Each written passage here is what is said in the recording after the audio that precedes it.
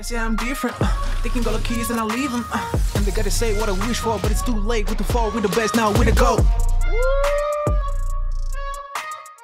Hey yo, bienvenue dans le podcast The GOAT MMA Boxing. Comment on se retrouve les GOATs? J'espère que vous allez bien. Karl, comment tu vas? Ça va parfaitement bien. On est tous de bonne humeur après cette grosse victoire de Ramzan Jambiev au KSW. Et j'espère que vous avez kiffé le combat, les gars. J'espère que vous allez bien de votre côté aussi. Let's go, on va débriefer ça. Incroyable. KSW 79 en République tchèque. Les grands débuts sur la scène internationale de Ramzan Jambiev. Vraiment très, très, très attendu au tournant. Beaucoup de pression sur ses épaules et sa team. Je tiens à le souligner, hein.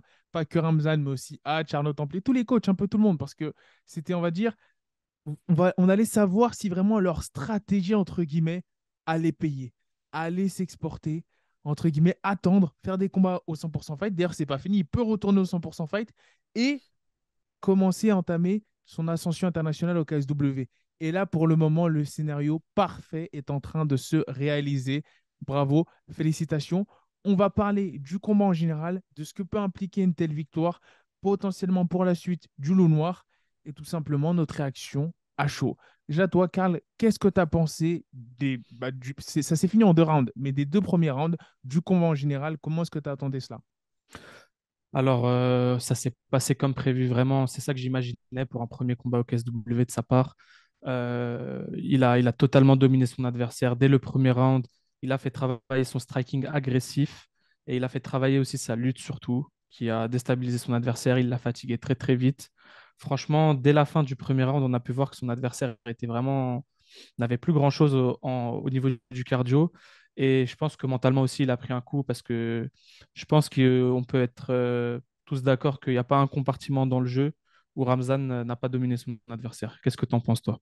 Bah ouais, et surtout, c'était impressionnant. Moi, c'était la différence physique entre les deux, hein. C'est-à-dire que son adversaire était beaucoup plus massif, beaucoup plus, comment on va dire, il y avait beaucoup plus de présence musculaire que Ramzan. Même sur le dos, on a pu voir que dans les premières projections, eh ben, il était très à l'aise, hein, ce Delfino, très très à l'aise. Il a su mettre en danger, entre guillemets, avec des tentatives de soumission et autres, on va dire, imposer une certaine incertitude. Et là, on a su que ça n'allait pas être si facile que ça.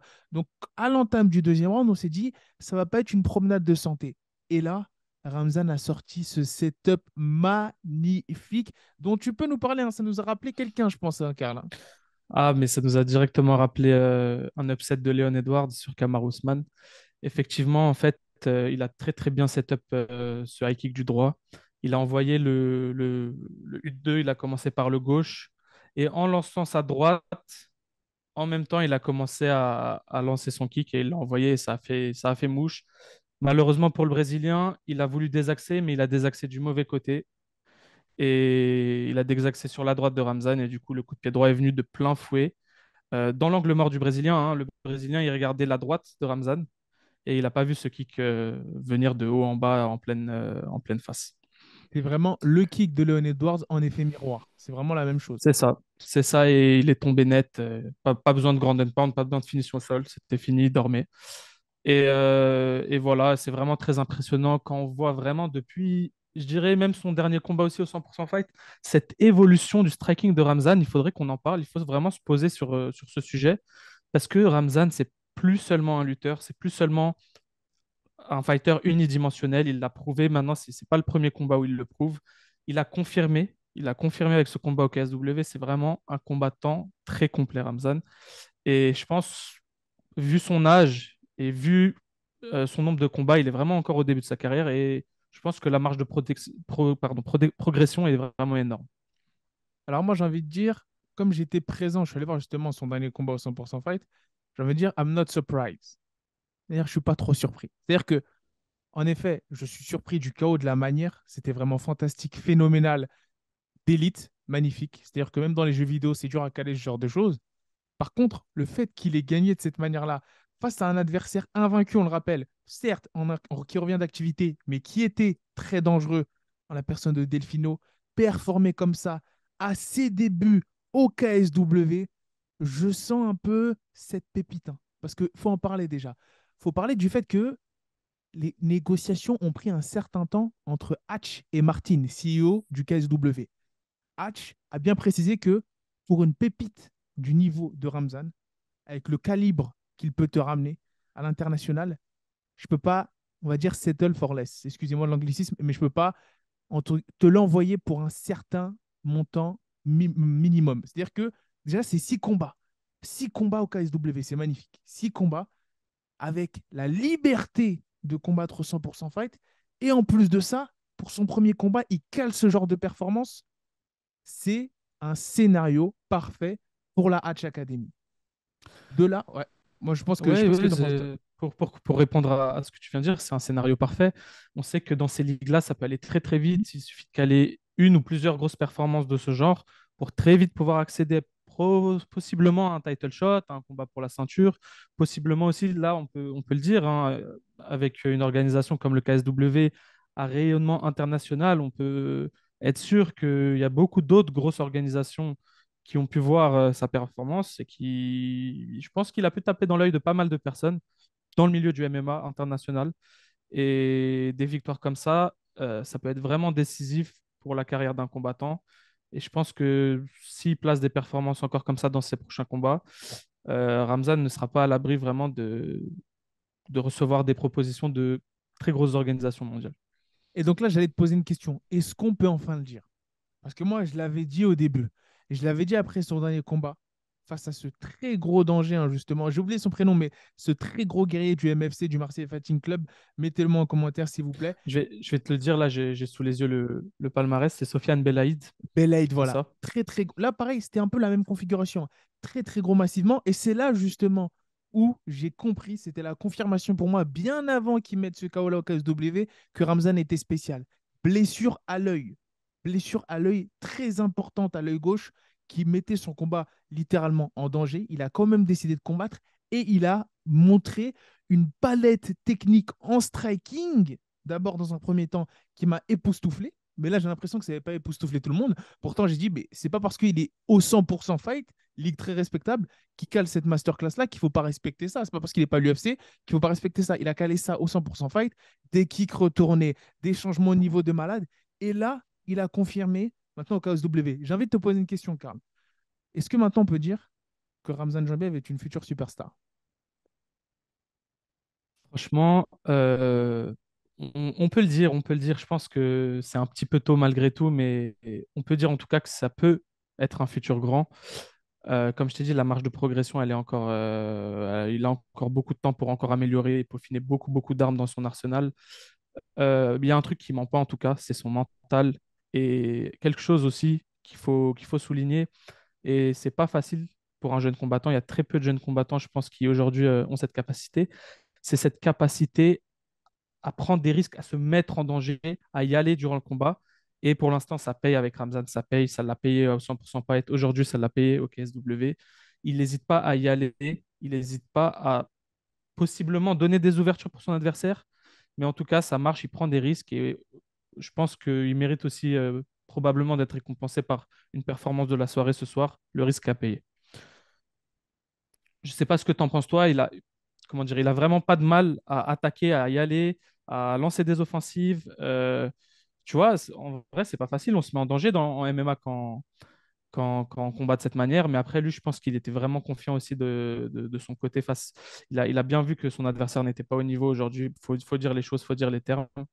Son adversaire n'était pas du tout. C'était un adversaire dangereux, certes, mais on l'a bien vu. Ramzan était quand même largement au-dessus et il a cette capacité, quand il sent, un peu, tu vois, comme un requin qui sentirait le sang de sa proie, il a cette capacité à vraiment accélérer et finir les combats. Et ça, cette capacité, c'est pas simple de l'avoir, surtout avec peu d'expérience. Et lui, il l'a. Bah, là, c'est inquiétant pour ses adversaires, hein, si tu veux. Quelqu'un qui, de base, est un lutteur, lutte olympique, hein, à Orléans, Ramzan, qui de base n'est pas censé être un kickboxer qui finit ses combats avant la limite, on a pu observer qu'il y avait un problème de distance au début. C'est-à-dire qu'on avait vu qu'il était plus explosif que Delfino, mais il n'arrivait pas vraiment à toucher avec son anglaise. Il a su capitaliser là-dessus en faisant, en faisant croire qu'il voulait toucher avec son anglaise pour ensuite toucher avec son kickboxing. Mais ça, c'est phénoménal. Un très gros travail là aussi à saluer d'Arnaud Templier, hein, qui a su implémenter chez ce jeune combattant quelque chose de phénoménal, on va pas se mentir. Le fait de le rendre aussi well-rounded, comme disent les analystes de l'UFC, aussi complet, moi, ça m'époustoufle. Et c'est pour ça que j'ai envie de dire, et on dit souvent superstar en boxe anglaise, mais c'est star tout simplement. Je voulais dire, pour moi, Ramzan Jambiev, et là, si tu veux, je l'affirme de manière très, très décontractée, est une future star du MMA mondial et international. Les gens peuvent dire c'est tôt, on va voir ce qui se passe, mais pour moi, depuis longtemps, tous les signaux sont cochés.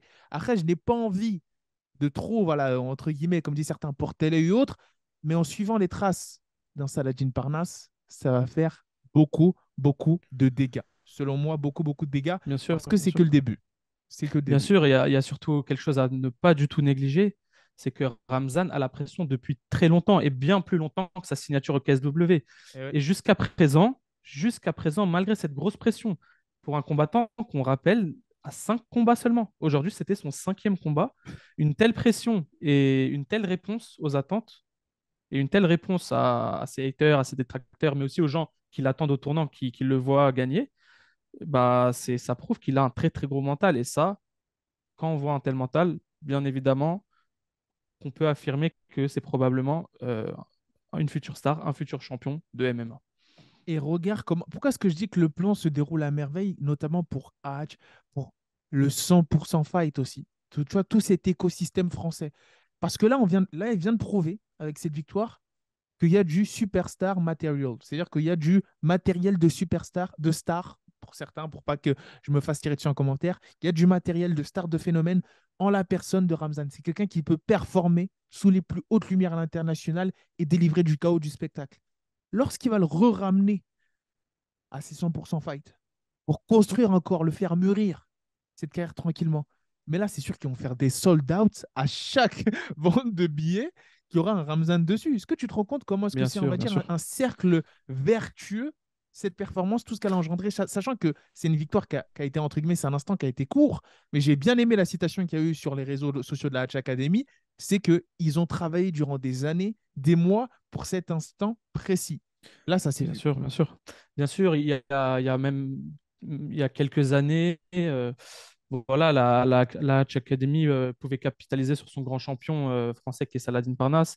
Aujourd'hui, voilà, on peut le dire maintenant, ils ont plus seulement un seul combattant sur lequel ils peuvent capitaliser. Ils ont bien évidemment aussi Ramzan. Maintenant, ils ont ces deux grands, grands combattants, bon, qui sont pas au même niveau de leur carrière, bien évidemment. Mais voilà, on peut le dire aujourd'hui, ces deux grands combattants dont le nom est connu en France, en tout cas, Ouais. même à l'international, hein, pour Saladin, il faut le dire. Et aujourd'hui, voilà, bien sûr que la Hatch Academy et tout l'écosystème autour bénéficient de ces deux grands noms du MMA français, bien évidemment. Et ça ne peut être que bien même pour être plus global, plus général, pour tout l'écosystème du MMA français.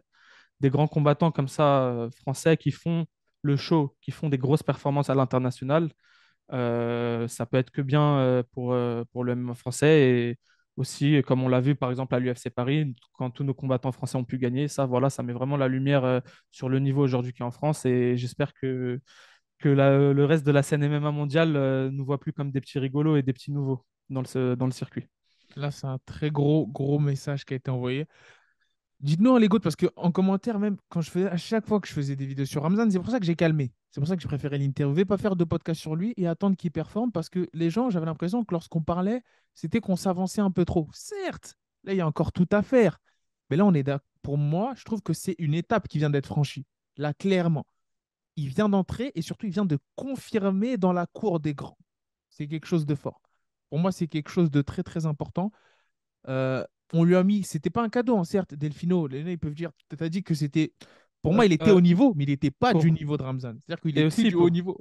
Bien sûr, mais aussi pour revenir sur ce combattant, on rappelle que c'était un catchweight, ce combat, à 68 kilos environ. Exactement. Delfino, il faisait minimum 10 kilos de plus. Ah, là, On peut alors, le dire sans trop de pression, je pense. là, Je pense qu'on peut le c'était dire une sans trop de grosse. pression. C'était vraiment mentalement, même mentalement, 10 kilos avec un tel Et 10 écart kilos de, sec, hein. 10 un, kilos de plus sec, hein. un tel écart de poids, c'est Ramzan qui a le centre du cage, hein. Premier combat au KSW, c'est lui qui a le sang du. Enfin, je veux dire, les gens, il faut qu'ils prennent la mesure aussi de ce qui vient de se passer. Parce que nous, on est là, oui, on est content et tout, on savait, il faut que tous ceux qui sont, on Ouais, va dire, les néophytes de ce qui découvrent le MMA actuellement, il faut que vous preniez la mesure que ce que vient d'accomplir Ramzan, c'est de très, très bon augure pour la suite, vraiment. bien C'est sûr. vraiment remarquable. Et notre joie, elle reste objective, elle reste mesurée. Bien évidemment qu'en face, il n'avait pas une star du sport ou quoi, mais c'est pas facile, c'est pas facile. Beaucoup de pression, Ouais. combattant en face lourd pour la KT, pour le catchweight où ils étaient, solide, vraiment costaud.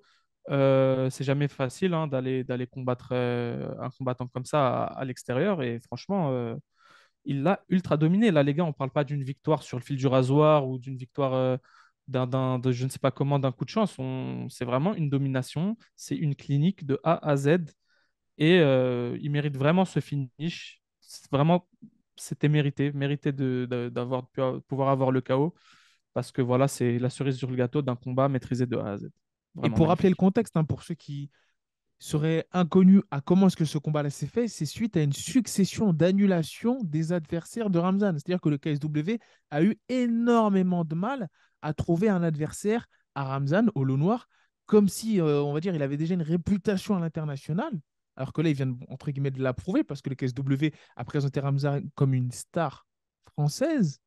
Et là, ce qui est intéressant, c'est que le KSW est connu pour ne pas faire de cadeaux aux combattants français, notamment à Saladin Parnasse, lorsqu'on regarde ses débuts, tueur à gage sur tueur à gage. Et là, c'est un peu le chemin qu'est en train d'emprunter Ramzan. C'est-à-dire que au KSW, après un Delfino, il aura un autre combat qui est censé être difficile, très dur. Et ça va être combat dur sur combat dur. Malgré le fait qu'on connaisse les relations entre Hatch et Martin qui sont très bonnes, CEO du KSW, ça va être du combat difficile sur combat difficile. Donc à chaque fois que vous verrez Ramzan claquer un finish au KSW, c'est face à un potentiel tueur à gage. Donc là je tenais à vous le dire. C'est censé être voilà, il n'y a, pas de cadeaux qui sont faits aux combattants euh, qui sont voilà, qui ne sont pas poléo. Enfin, dire tout simplement, il n'y a pas de cadeaux qui sont faits au KSW. C'est ça qui fait que c'est l'une des ligues, pour moi, la meilleure ligue d'Europe actuellement. Donc voilà, la plus grosse ligue, notamment avec les événements qu'ils vont mettre en place dans des gros stades et autres. Enfin, c'est vraiment c'est du top, top, top niveau après l'UFC. Donc pour moi, c'est l'incubateur parfait pour ce genre de talent. Et je fais partie de ceux qui sont dans la propagande loup noir. Là, certes, je suis un peu moins modéré, mais je pense qu'il ira très, très, très, très loin à suivre de très, très, très, très près. On croise pour que tout se passe bien. Mais le plan, moi, j'ai cette petite impression, je finirai là-dessus avant de te donner la parole. J'ai cette petite impression que le plan Hatch, c'est-à-dire de développer ses talents en relation avec le KSW pour ensuite s'attaquer potentiellement à l'UFC, au Bellator, avec un stock, une valeur marchande explosive, est en train de petit à petit encore plus porter ses fruits.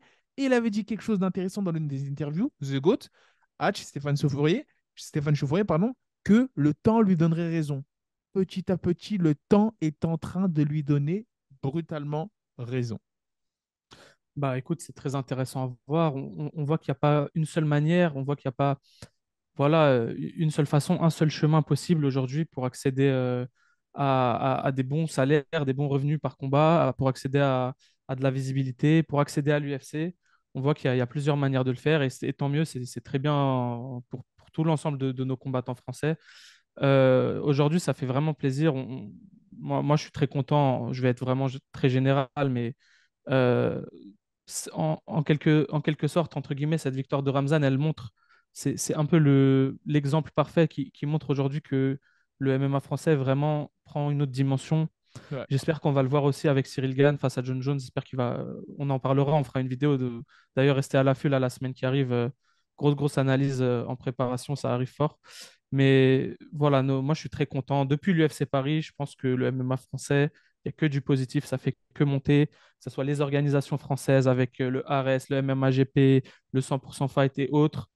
Notamment, on peut parler de l'AEF, cette ligue amateur qui aussi fait beaucoup de bruit. Et franchement, les gars, on peut vous le dire, nous, on a suivi ça de très près. Les talents, ils n'ont pas fini d'émerger en France. Les gars, il y a du très très lourd qui arrive, la nouvelle génération. Et voilà, et nos deux combattants, Saladin et Ramzan aussi, qui font des merveilles au KSW, et bien d'autres encore, hein. Il y en a plein, désolé si on ne cite pas tout le monde, mais Moi, je suis très, très, très, très, très positif et très, très optimiste sur la suite pour nos combattants français, pour notre écosystème français.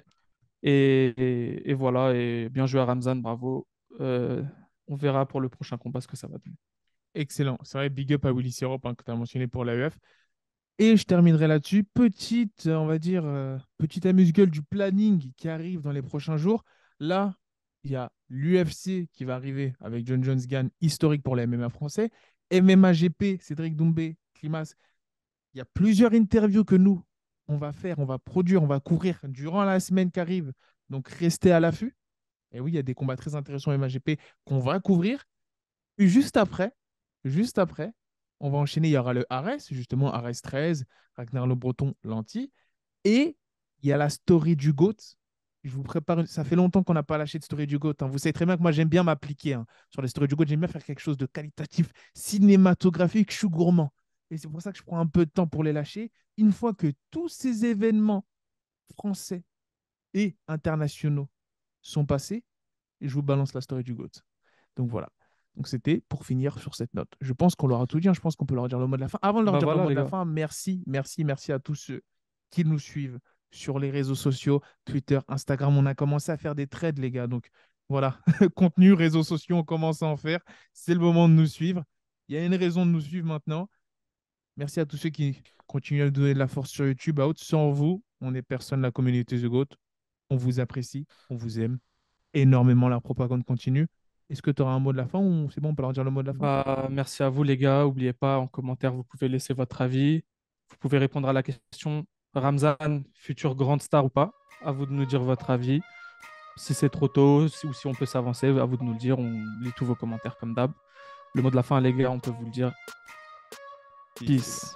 We the go.